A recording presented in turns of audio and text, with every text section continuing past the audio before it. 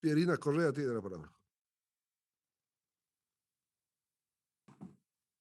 Muy buenas noches, señor presidente. Buenas noches a todos los compañeros asambleístas que están conectados y también, por supuesto, a toda la prensa y a la ciudadanía, de manera especial, que nos sigue a través de las redes sociales. Hoy, una vez más, el presidente de la República se burla de la Asamblea Nacional al irrespetar y pasarse por encima de la misma ley y la Constitución.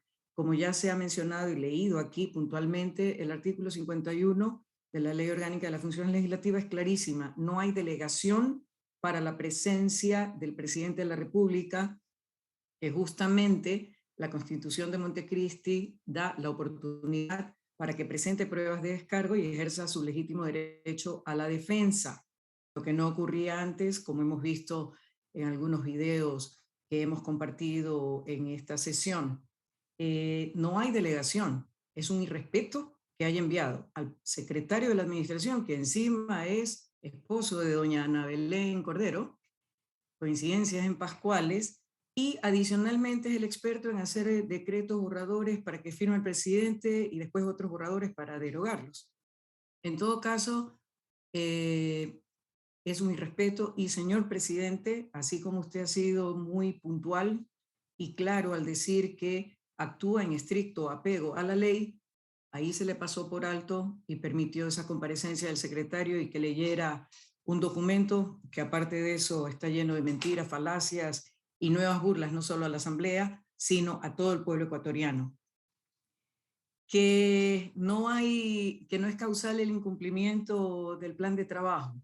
A ver, del plan de gobierno presentado. El Ecuador vive profundos problemas estructurales que se han ido profundizando y agravando más justamente por la falta de cumplimiento del plan de gobierno y las ofertas de campaña.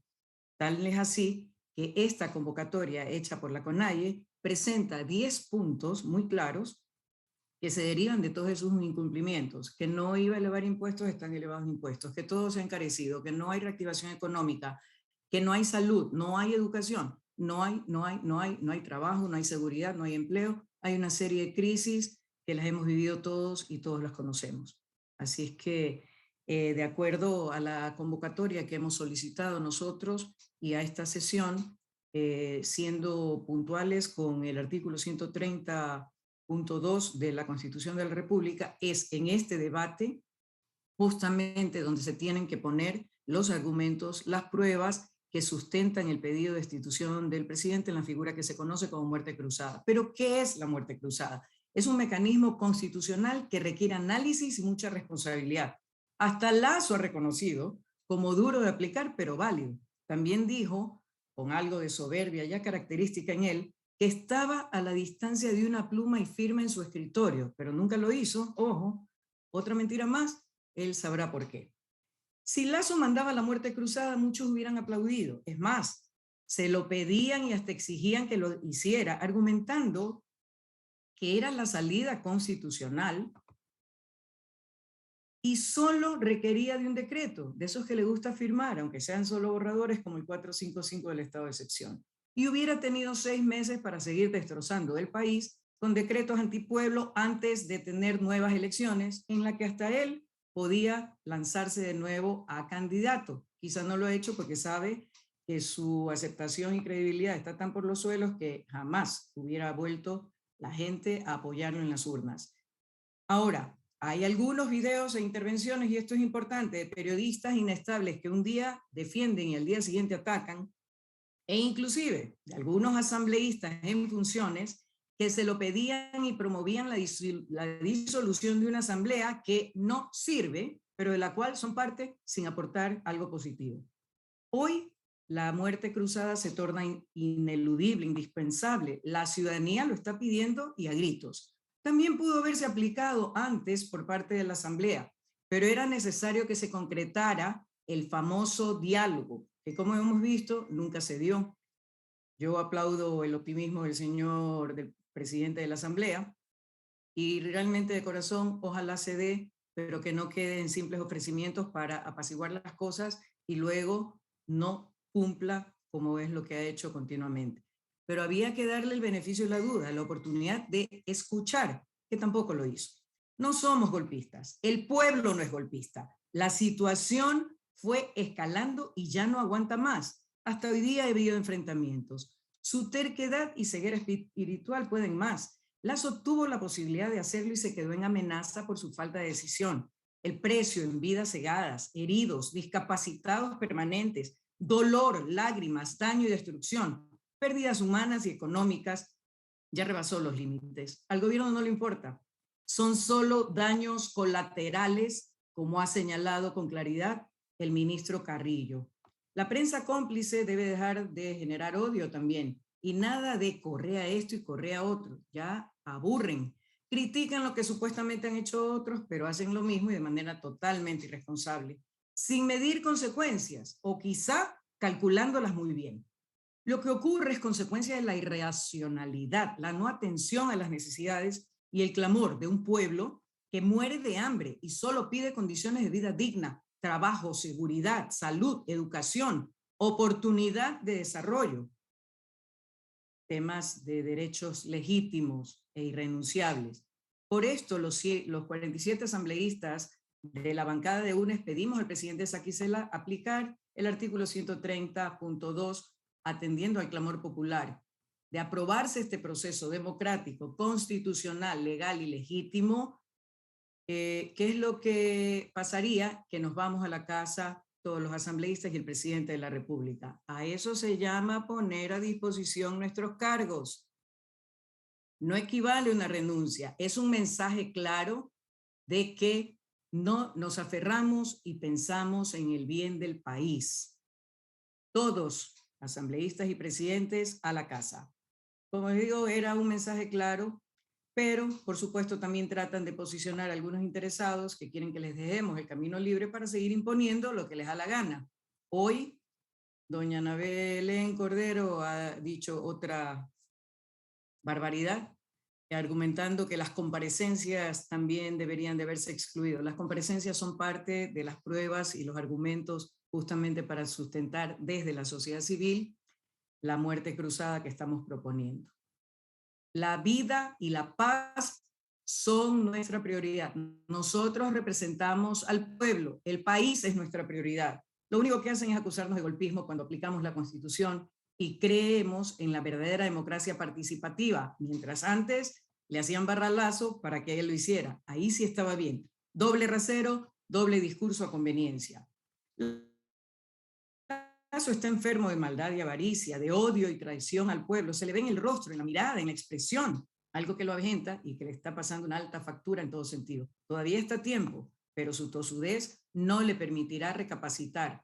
Incrementar la fuerza y la represión, esa ha sido la respuesta del presidente Lasso y sus ministros hacia el pueblo ecuatoriano. No ofrece diálogo ni soluciones, ofrece violencia y muerte. Quizá, si es que a él le queda algo de dignidad, debería de considerar presentar su renuncia al cargo y así de paso hace un jueguito similar a la derogatoria del artículo del decreto 455 en media sesión del Pleno donde se trataba ese tema, burlándose así de la Asamblea y su trabajo. Pero ¿saben qué? Pueblo ecuatoriano, logramos lo que pretendíamos, evitar un decreto que era lesivo a la gente. Y lo logramos. Algo que hizo cuando ya le fallaron las acciones de protección interpuestas a su favor y otros temas. Es exactamente lo mismo que ha hecho ahora, que tratando de derogar el decreto, el estado de excepción, considera que ya no hay causal. Pero como ya señalaron, este proceso empezó antes de la derogatoria y la derogatoria inclusive no cesa los problemas y la crisis y la conmoción porque desde por cualquier ciudad del país, de manera especial en Quito, y van a corroborar lo que estoy diciendo.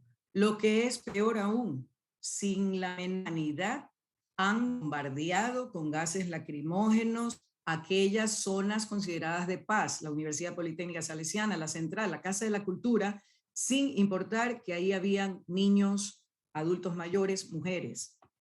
Tampoco estamos de acuerdo en que los padres lleven a los niños, pero cuando les preguntamos dijeron es que hay que justificar y mostrarle al gobierno que los niños también pasan hambre, que no solamente los adultos.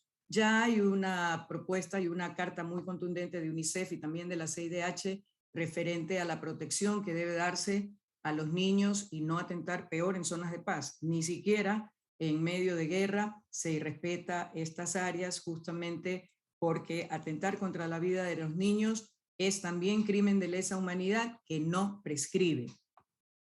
Y hacemos votos para aquellos niños que estaban desaparecidos después de los ataques arteros a la Casa de la Cultura y el Parque El Arbolito, para que sean encontrados y retornen a sus familias y hogares sanos y salvos sin haber sufrido daño alguno.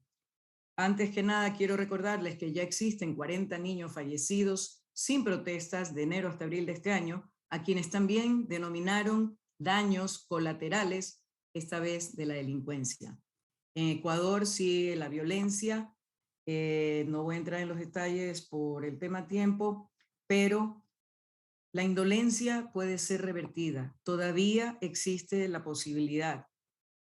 Pero, ¿qué podemos pensar de un presidente y de un ministro que abogan al uso de la fuerza? ¿Qué podemos pensar de un presidente que en un cuartel ante el ejército dice que si hay bajas, que es preferible que las bajas sean del otro bando y no las de él, refiriéndose a él y al ejército? Qué horror. Creo que ya vamos perdiendo poco a poco la capacidad de sorprendernos porque la realidad rebasa con creces la fantasía, algo que nunca debió haber pasado. ¿Cuánto más durará esto? Todo el tiempo ha estado la decisión en manos del gobierno. Sencillamente no le interesa. Sus pensamientos andan más por el lado de los temas económicos y financieros, de su interés particular, y eso está muy lejos de la gente sencilla, de a pie, de sus pedidos y necesidades. Creemos en la democracia, creemos en la Constitución. Con la muerte cruzada nos vamos todos a la casa, asambleístas y presidente. Vamos a elecciones anticipadas. Les devolvemos el poder al pueblo, que tendrá la oportunidad de elegir a sus autoridades o de ratificar las que están en funciones, volverlas a nombrar, cambiar el rumbo del país. Lazo podrá participar y será la gente quien decida con su voto. Paremos las muertes, paremos el dolor. Esas muertes ya no se reponen. Los daños, estamos en contra de todo tipo de violencia, de sabotajes, de daños a la propiedad privada y pública. Al final terminamos pagándolas nosotros. Pero todo eso ha sido propiciado. ¿Por qué? Porque tenemos, y voy a parafrasear a la señora Ana Belén Cordero, tenemos a un presidente que él sí es ciego, sordo y mudo. Gracias a Dios no habla mucho porque encima cada vez que habla nos hace pasar más de una vergüenza en ámbito nacional e internacional. Y es para continuar con los vejámenes y la Cuenta con minutos, desatención y los ataques. Gracias, señor presidente. Como dije, estamos en contra de todo tipo de violencia. El Ecuador es un país de paz. La ciudadanía, los ecuatorianos, somos gente de paz. Solo queremos estabilidad, seguridad, trabajo digno para llevar la comida a nuestros hogares. Y finalmente, parafrasear a Santa Marianita de Jesús, que dijo hace ya muchos años como una premonición, el Ecuador no va a desaparecer por los desastres naturales, en eso somos sumamente resilientes, va a desaparecer por los malos gobiernos. Y parece que esa premonición se está haciendo realidad. Comenzamos con Lenín Moreno y continuamos con Guillermo Lasso. Esta es la oportunidad que tenemos como asambleístas representantes del pueblo ecuatoriano de darle esa voz de esperanza al pueblo, mandando la muerte cruzada y que Lasso se vaya a su casa. Gracias, señor presidente. asambleísta